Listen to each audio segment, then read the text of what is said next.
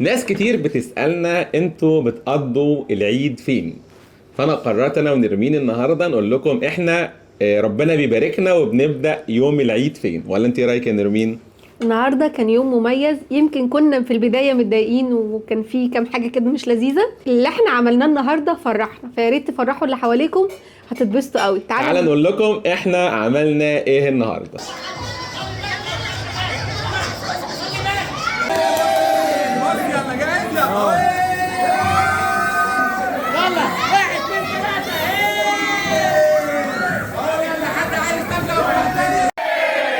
تاني اخر مرة.